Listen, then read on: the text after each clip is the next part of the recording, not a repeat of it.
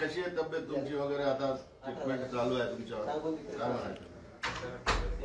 ती दौऱ्यात 3-4 दिवस सारखी ताप होती आणि त्या उपोषणामुळं शरीर सध्या खूप असं म्हणजे साथच देत नाही, त्यामुळे खूप त्रास झाला. त्यातली त्यात ताप, अंगदुखी इतकी प्रचंड होती, डोकं दुखत, त्यामुळं खूप त्रास झाला. आता आहे व्यवस्थित आहे, आणखी थोडासा दम लागल्यासारखा होतोय पण व्यवस्थित आहे. आज उद्या क्लिअर होईल. 17 तारखेला तुम्ही एक मीटिंग कॉल केलेली आहे. ती मीटिंग कशासाठी, त्याचं स्वरूप काय असेल, कुणाला कुणाला निमंत्रण दिलेलं आहे, ती कुठे होणार आहे, त्याबद्दल आम्हाला सांगा. 17 डिसेंबरला मराठा समाजाची बैठक बोलवली. पाऊस नसला तर अंतरवलीला, आणि पाऊस जर आला तर आजूबाजूला तिथं एखाद्या मंगल कार्यालयात मोठ्या घ्यायचं निवेदन सुरू आहे. उद्याच्याला त्याची अधिकृत स्थळाची ठिकाण कुठं आहे, काय आहे ते वेळ, सकाळी 9 वाजता ही बैठक सुरू होणार आहे. परिचय बैठक म्हणून हे 12 वाजेपर्यंत 9 ते 12 चालत, आणि तिथून पुढं 1 ते 3 मुख्य बैठक सुरू होणार आहे. राज्यातले सगळे स्वयंसेवक ज्यांनी ज्यांनी आंदोलनामध्ये भूमिका पार पाडली, आयोजक, साखळी उपोषण करते, आमरण उपोषण करते, हे महत्त्वाचे सगळे लोक येणार आहेत. राज्यभरातले डॉक्टर, वकील, अभ्यासक, तज्ज्ञ हे सुद्धा त्या बैठकीला येणार आहेत. इतिहास तज्ज्ञ येणार आहेत, साहित्यिक पण काही येणार आहेत. या बैठकीला मराठा समाज हा सुद्धा राज्यातला उपस्थित राहणार आहे. आम्ही सगळेजण एकत्रित येऊन समाजाच्या, मराठ्याच्या शेवटच्या गोरगरिबांच्या लेकराला मराठा आरक्षण मिळूनच द्यायचं, यासाठी 24 डिसेंबरपर्यंत सरकार 100% आरक्षण देईल. नाही दिलं तर 24 डिसेंबरच्या नंतर आंदोलनाची भूमिका काय, ही दिशा फायनल ठरवण्यात समाजाच्या समक्ष येणार आहे. आणि जी भूमिका ठरल त्यावर मराठा समाज शांततेत पण खूप मोठं ते आंदोलन सुरू होणार आहे. सोशल मीडियामधून एक मोहीम चालवली जाते की 25 तारखेला मुंबईला जायचं आहे, आणि प्रत्येक जिल्ह्यातून म्हणजे 36 जिल्ह्यातून किमान प्रत्येक जिल्ह्यातून 50 ट्रॅक्टर आणि काही कार्यकर्ते आपल्याला जायचे, अशा प्रकारचं. या सगळ्या संदर्भात आपण काय सांगाल? नाही, आणखीन आपलं निवेदन मराठा समाजाचं राज्यातल्या झालेलं नाही, परंतु 17 तारखेला एकदा डिसिजन झालं मग मात्र जी आंदोलनाची दिशा असेल ती ताकदीनं होणार आहे. मग ते कोणची असो, ती आज सांगणं अशक्य आहे. कारण मी माझा निर्णय कधीच समाजावर लादत नाही, कारण मी समाजापेक्षा मोठा नाही. त्यामुळं मी समाजाला विचारल्याशिवाय काहीच करत नाही, कारण त्याच्यात माझ्या मराठ्यांच्या लेकरा बाळाचं हित आहे. माझे विचार मी बळच हाकीत नसतो, त्यातून समाजाचा लॉस होईल, आणि आता समाजाचं नुकसान होऊ द्यायचं नाही, म्हणून समाजाला विचारून करायचं आहे. आणि 50 जिल्ह्यातून समजा ठरलंच तर जिल्ह्यातून कसे, आमच्या 2-3 गावातच तेवढे 50 ट्रॅक्टर आहेत. समजा ते आमचा विषयच नाही आहे, 50 कसे जातील? मग जाणार तर नाही, जिल्ह्यातून आकडा. आता तुम्हाला जर 17च्या नंतर नियोजन ठरल्यावर सांगा.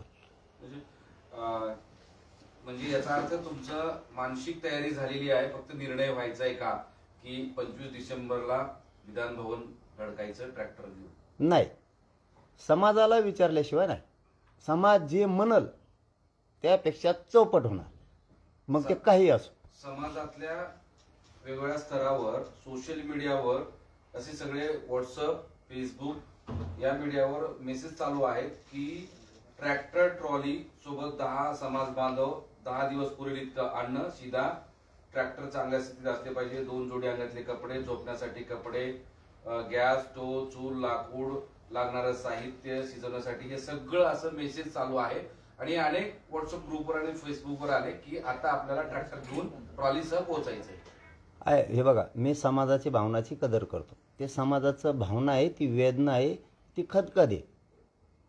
ते त्यांचं काहीच चुकत नाही आहे, जायचं म्हणून नाही म्हणून त्यांचं समाजाचं अजिबात चुकत नाही. परंतु ज्या अर्थी आपण निर्णयानं विचारपूर्वक लॉंग लाईफचा विचार करून दूरदृष्टी ठेवून आपण ज्यावेळेस एखादं आंदोलन हाताळतो ते कायमस्वरूपी टिकतं. त्यामुळं आपण विचारांती 17 तारखेला बैठक घेऊन नेमकं काय करायचं हे ठरवू. दिशा आंदोलनाची कशी, कोणचं करायचंय, काय करायचंय, असं नाही अचानक पोस्ट आली म्हणून करायचं. त्याच्यात समाजाची फसगत होईल.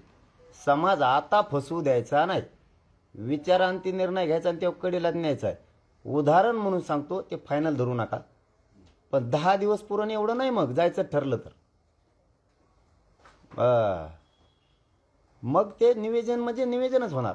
2 दिवस लेट, पण निवेदन नेटकं होणार. आणि विजय मिळवायचा असेल तर माणसानं छत्रपती शिवरायांचा विचार मनात घेणं खूप गरजेचं आहे. ते एकदा बाहेर पडले, येताना विजय घेऊन माघारी येत होते. नुसतंच आज आपण कुठं एखादी पोस्ट टाकली म्हणून पळालो, समाजाची हार होता कामा नाही. जे काय करायचं असेल, मी कोणाची भावना कधीच दुखवणाऱ्यातलं पोरगं नाही. जी काय आपल्या समाजाची भावना असेल तीच करू. फक्त आपण सगळे विचार करू, त्याच्यावरती सविस्तर चर्चा करू. नेमकं काय केलं पाहिजे, कधी केलं पाहिजे, आज का उद्या कधी केलं पाहिजे, याच्यावर ज्यावेळेस निर्णय होईल. समाज हे समाजच असतो. एकदा समाजानं ठरवलं, यश प्राप्त झालं. 17 तारखेची 1 मिनिट 17 तारखेची जी बैठक आहे ती जर 24 तारखेपर्यंत आंदोलन नाही मिळालं तर पुढे काय करायचं या संदर्भात आहे का, हे सगळं थोडं स्पष्ट करा. हो, कारण 2-4 घटना अशा झाल्यात पाठीमागं, त्यामुळं आम्ही 24च्या नंतर ही बैठक घेणार होतो. ना विलाज आहे आमचा, आम्हाला 17ला घ्यावा लागते. कारण 2-4 घटना आमच्यावरती विश्वास उडाण्यासारख्या सरकारकडून झालेल्या. त्यामुळं आम्ही का सावध होऊ नये. सरकारवर आम्ही 100% 24 डिसेंबरपर्यंत दादा विश्वास ठेवला. काय घटना आहे? 4-5 आता आमचे अंतरवालीतले लोक गुन्ह्यातले अटक करू नाही म्हणले होते, अटक केले. तिथं आमची फसवणूक झाली. गुन्हे मागं घेऊ म्हणले, ते घेतले नाही. तिथं आमच्याशी दागा फटकाच झाला. तुम्ही त्याचं ऐकून आमच्या आरक्षणाचे स्टेटमेंट बदलायला लागलात. म्हणजे तुम्हाला मराठा समाजाला किंमतच द्यायची नाही आहे असा त्यातून अर्थ निघाला लागला. तुम्ही मराठा समाजाला अन्यायच करायचं ठरवलं आहे, ते आम्ही नाही ना सहन करणार. इथं गप्पा मारत नाही किंवा प्रेस पुढं बोलतो म्हणून बोलत नाही. इथं पूर्वीचा मराठा नाही राहिला. आता स्वतःच्या लेकरासाठी मराठा समाज आता शांततेत पण कोणत्याही टोकाचं आंदोलन करू शकतो या भूमिकेत आहे. आणि जेवढे पक्ष आहेत तेवढ्या पक्षातल्या नेत्याला न जुमानता स्वतःच्या लेकरासाठी मराठा आता रस्त्यावर येऊ शकतोय. आणि आमच्या डोळ्यात देखता अशा फसवणूक झाल्यात. महाराष्ट्रातल्या सगळे गुन्हे मागं घेऊन म्हणले होते, तेही आणखीन घेतलेले नाहीत. ही झाली 4थी फसवणूक. 5वी आम्हाला लेखी देऊ म्हणले होते, आणखीनही दिलं नाही. ही झाली 6वी फसवणूक. तुम्ही त्याचं ऐकून कुऱ्हाडीची भाषा त्यो करतो, आमचे लोक अटक करा त्यो म्हणतो आणि सरकार ऐकतो आणि त्याप्रमाणे आमच्यावर कारवाई करतो. ही झाली 7वी फसवणूक.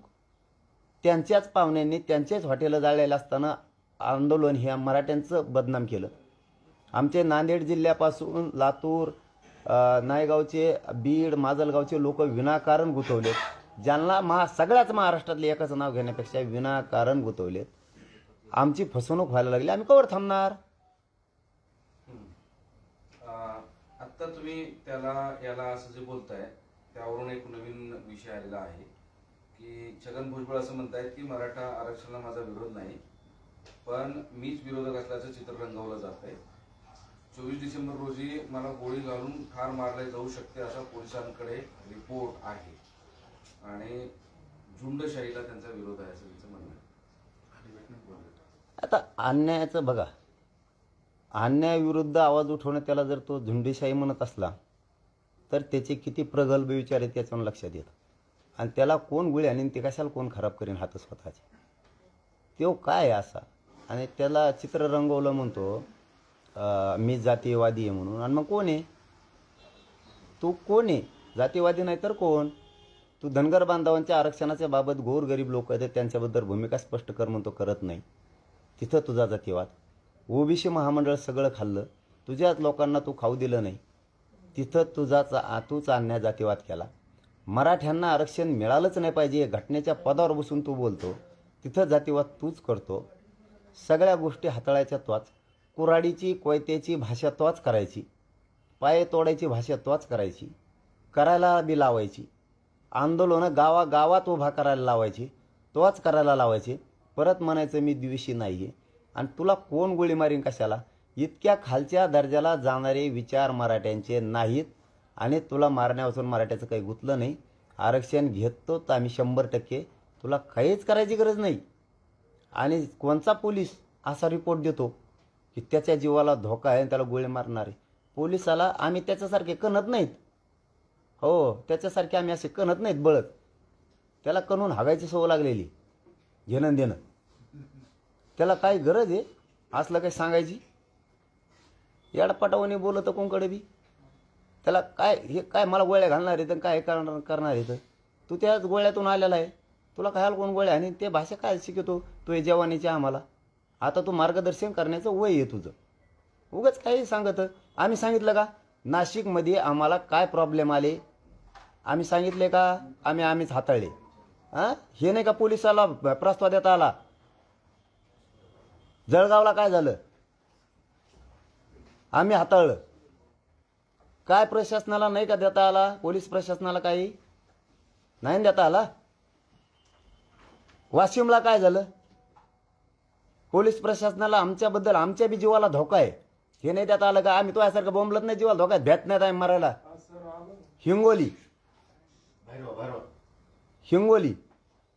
हिंगोलीत काय घडलं? आम्हीच हाताळलं. तो यासारखं असले कणलो नाहीत. आम्ही म्हणलो का आमच्या जीवाला धोका इथं अशी गोष्ट होती? ती संशयास्पद आहे का कशी होती? तपासली का? आमच्याबद्दल पोलिसांनी दिला का मग रिपोर्ट? आम्ही म्हणतो का? आम्हाला गरजच नाही. ते खरं आहे का खोटं आहे तुम्ही तपासा. खोटं असलं तर सोडून द्या, खरं असलं तर द्या रिपोर्ट. दिला का रिपोर्ट आमच्या जीवाला धोका आहे म्हणून पोलिसांनी? मग का नाही दिला?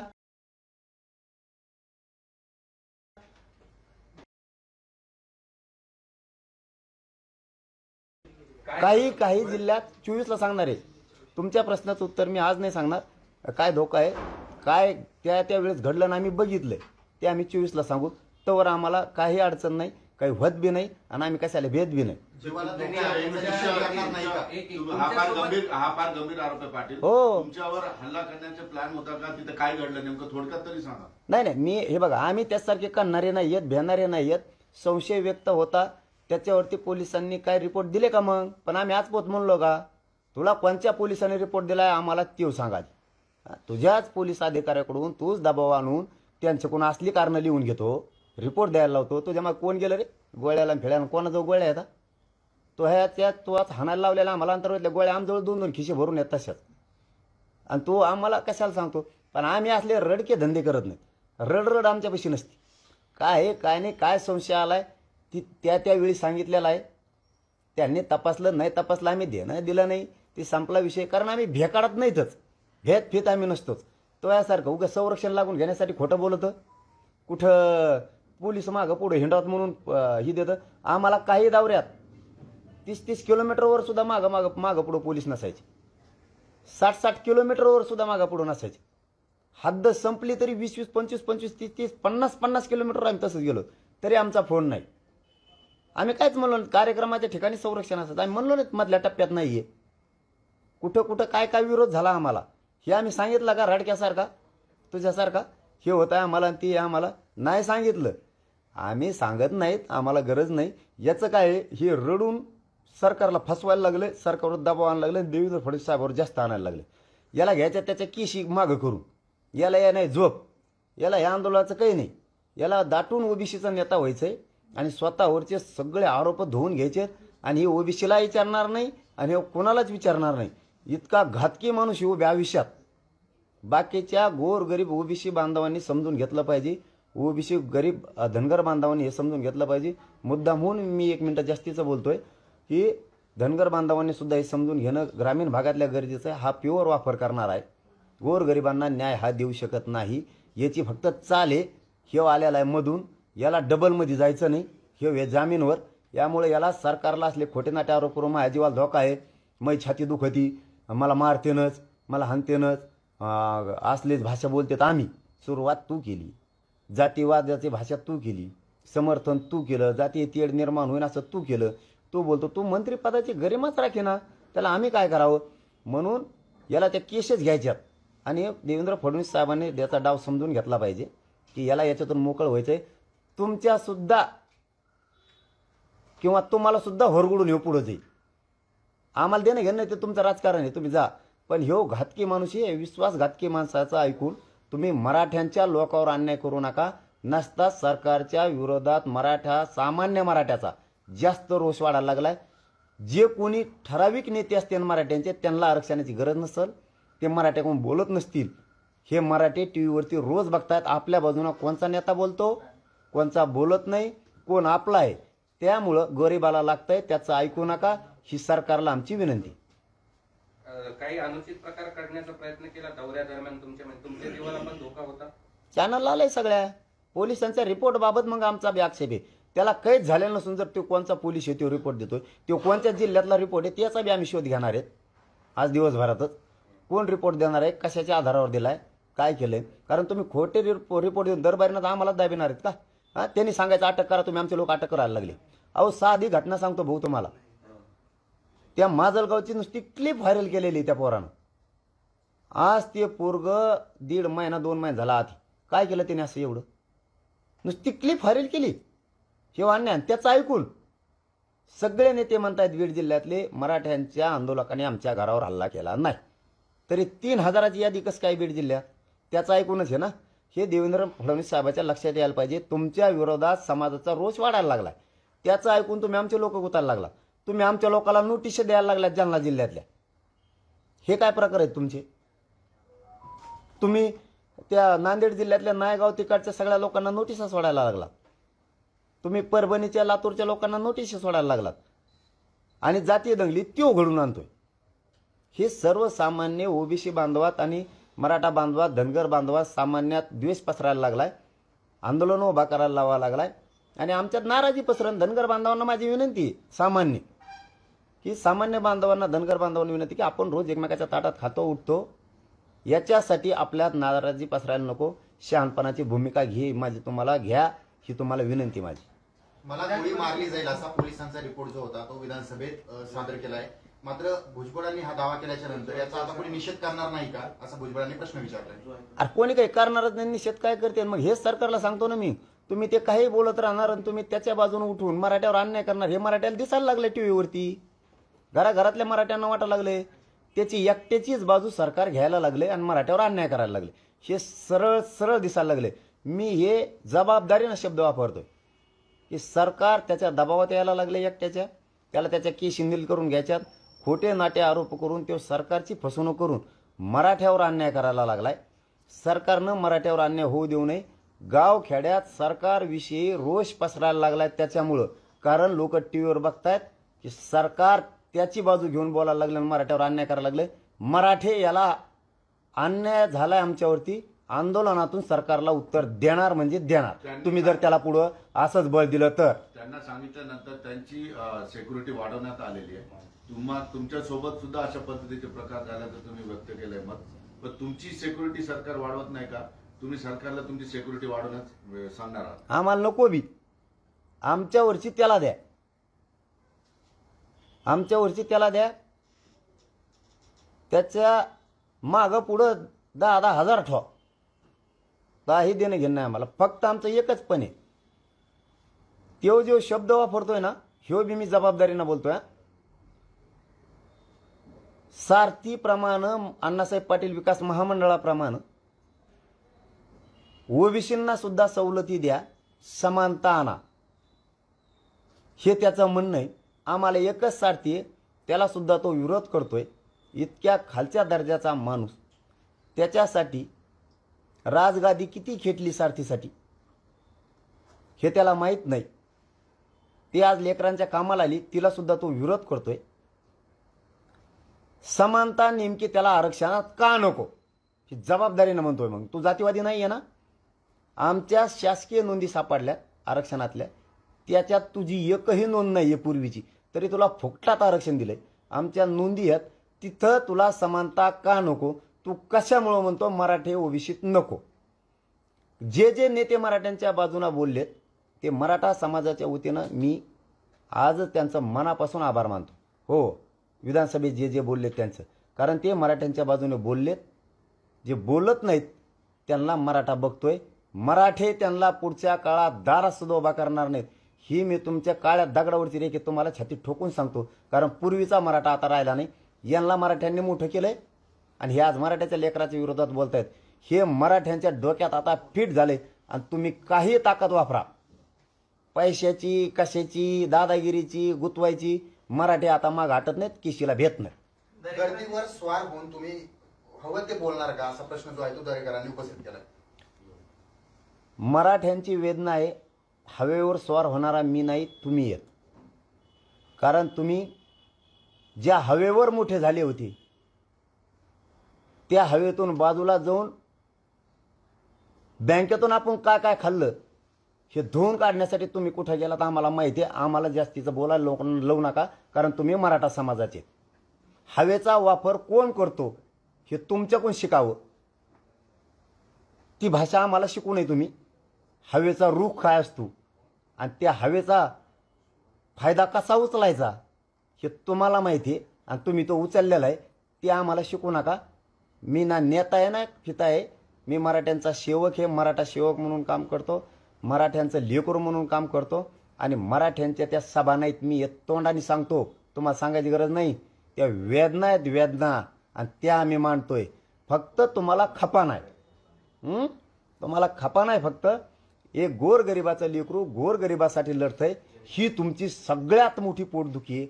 फक्त तुम्हाला श्रीमंती आहे आणि आम्हाला नाही आहे म्हणून तुम्ही म्हणताय मराठ्याला आरक्षण देऊ नका. कारण तुमच्या 15 पिढ्या नुसत्या नोटाच खात्यात इतकी तुमच्याजवळ प्रॉपर्टी आहे. आमचे लेकराचे 1% हुकले तर आमचे लय वांदे आहेत. त्यामुळं ही गर्दीवर स्वार होऊन भाषा नाही आहे. त्या गर्दीची वेदना हा पठ्ठ्या बोलतोय आणि बोलत राहणार आहे. गर्दीचा फायदा तुम्हाला घ्यायचा माहिती आहे, आम्हाला नाही. आणि कसा फायदा घेतला तुम्ही मला इथून पुढे बोलायला लावू नका, तेही मला माहिती. अनिल परब म्हणाले की एखाद्याचा हिशोब चुकता करायचा असं दरेकरांचं भाषण वाटलं. मग मी आता बोललोच ना, मी काय कोणत्या राजकीय पक्षाचा नाही आहे. मी आता तेच सांगितलं की त्यांनी सूड भावनेनं मराठ्याशी वागू नये. सूड भावनेनं वागू नये. त्यांचं काय मराठ्याच्या पोरांनी वाईट केलेलं नाही म्हणून एवढे सूड भावनेनं बोलायला. आणि ती गर्दी वेदनेची आहे. ही मी भाषणात बोलतो 3 महिन्यापासून. त्या गर्दीचा उपयोग समाजालाच करून देणार. गर्दीचा उपयोग तुम्ही तुमच्या स्वतःसाठी इथून माग करून घेतलेला आहे. आम्ही आमच्या समाजासाठी करून द्यायला लागलो म्हणून आज 39 लाख मराठ्यांना आरक्षणाचे पत्र मिळालेत. ही मराठ्यांच्या गर्दीचा विजय आहे. तुमच्या गर्दीचा उपयोग तुम्ही तुमच्या स्वतः एकट्यासाठी केलाय. पुन्हा पुन्हा ते सांगतो, मला इथून पुढं तुमच्यावर बोलायला लावू देऊ नका. मलाही तुमच्याबद्दल लय माहिती आहे. मी माझ्या समाजासाठी कोणाचाच मुलायजा करू शकत नाही. अनौपचारिक गप्पांमध्ये विजय वडेट्टीवार यांची माहिती आहे की रोहिणी आयोगाकडून ओबीसी समाजाची कॅटेगरी पद्धतीने वर्गवारी केली पाहिजे, जेणेकरून ओबीसी मधील तळागाळातील समाज घटकांना उभारी मिळेल. त्यांची तीच मागणी आहे गोरगरिबांची. हे खाऊन देत नाही म्हणते, एकटाच खातो सगळं आरक्षण. छोट्या छोट्या जातींना खाऊ देत नाहीत ते बांधव. मला 47 जातीचे नेते भेटायला आले होते ओबीसी मधले, ह्यो आम्हाला खाऊ देत नाही, तुम्ही ती मागणी लावून धरा. आम्ही धरली. त्यांनाही वेगळं द्या. जसं धनगर बांधवांना वंजारी बांधवाला वेंटी व्हिजेंटी म्हणून वेगळं दिलं, तसं त्यांनाही गोरगरिबाला द्या. हे खाऊन नाही देत कुणाला, हे खाऊन नाही देत. योग्य मागणी त्या बांधवांची आणि आमचा त्या मागणीला पाठिंबा आहे. त्यांना वेगळं आरक्षण द्यावं. पण आम्ही ओबीसी आरक्षणात 100% आरक्षण घेणार.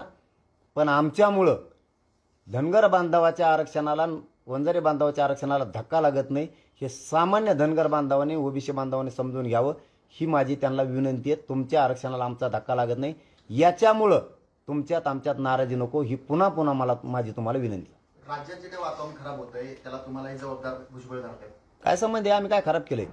शांत दे. हटलं जाळी तो ह्यो याचे पाहुणे आणि डागला तो मराठ्यांच्या आंदोलनाला. सगळे आमदार म्हणतायत. काल प्रकाशदादा सोळुंके म्हणले मराठ्यांचे आंदोलक नाईक निष्पाप गुतवलेत. क्षीरसागर परिवारही म्हणलाय की हे मराठा आंदोलक नाही येत.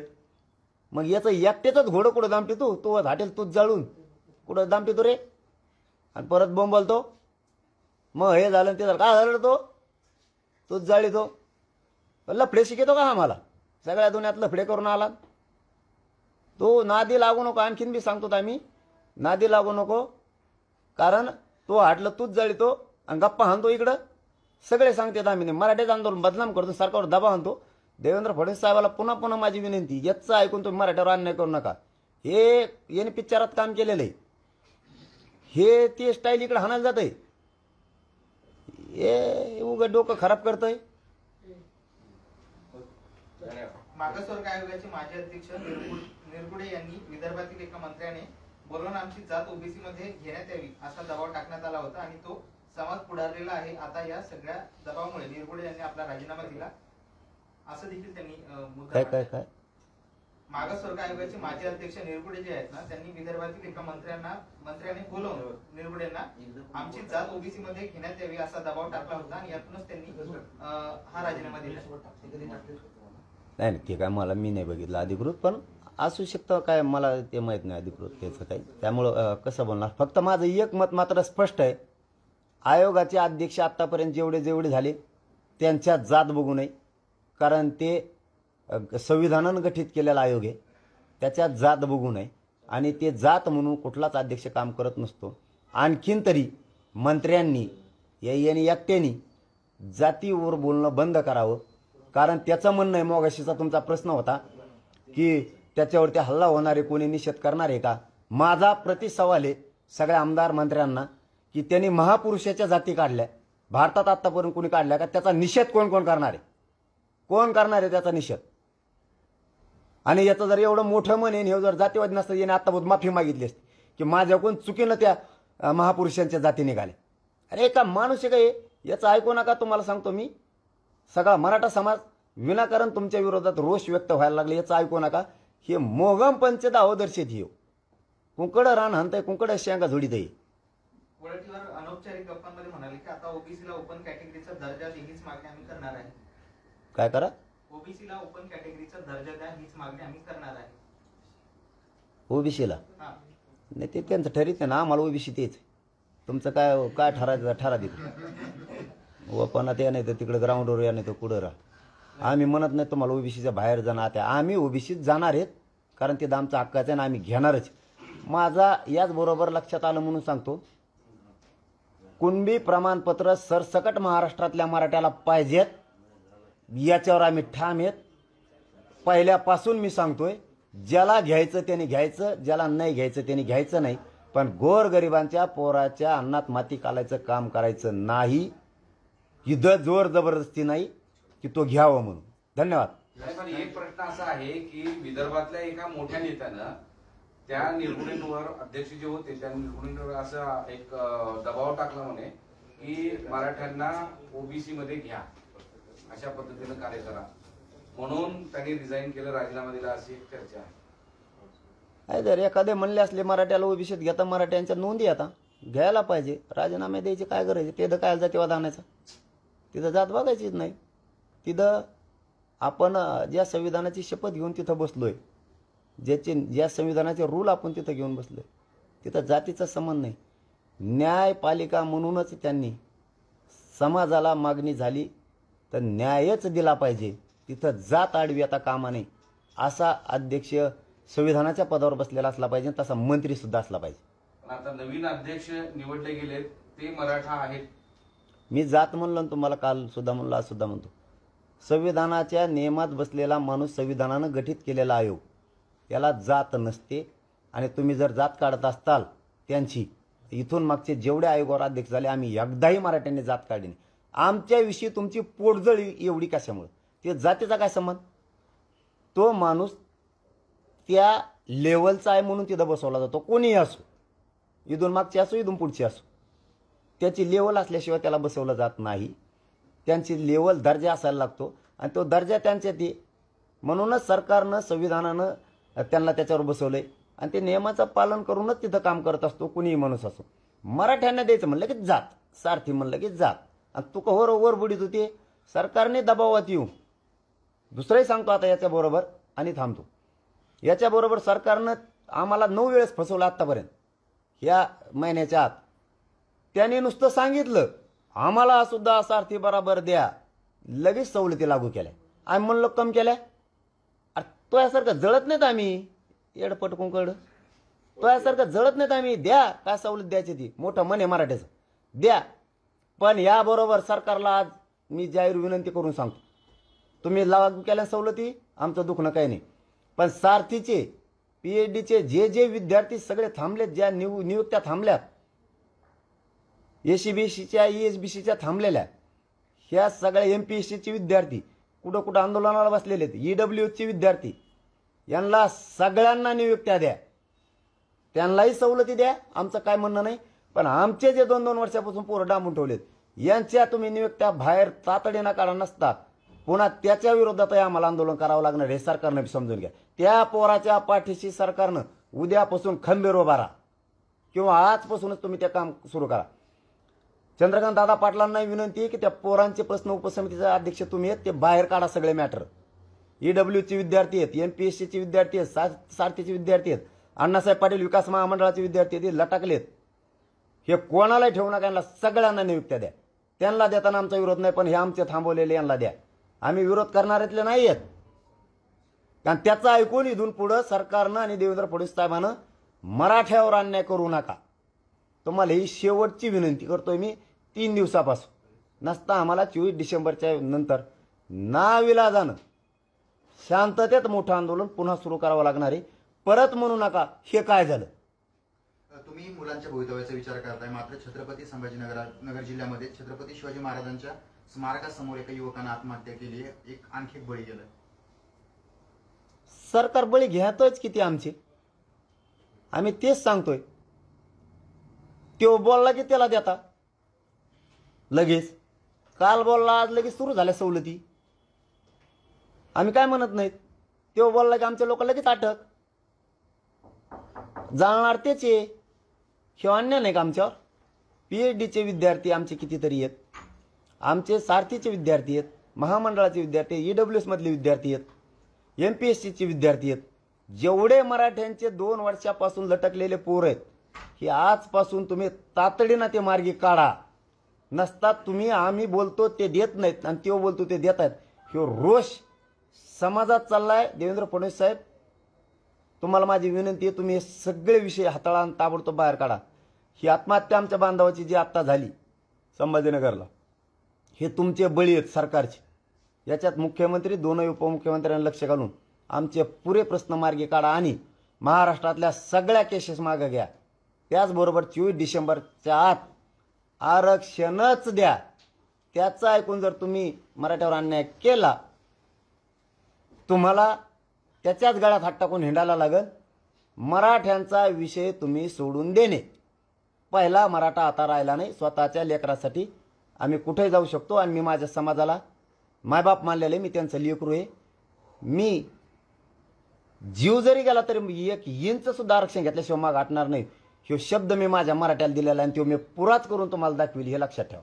तुम्ही धन्यवाद. सातत्यानं असं एक म्हणताय की त्याचा ऐकून निर्णय घेऊ नका, असं तुम्ही सरकारला म्हणताय.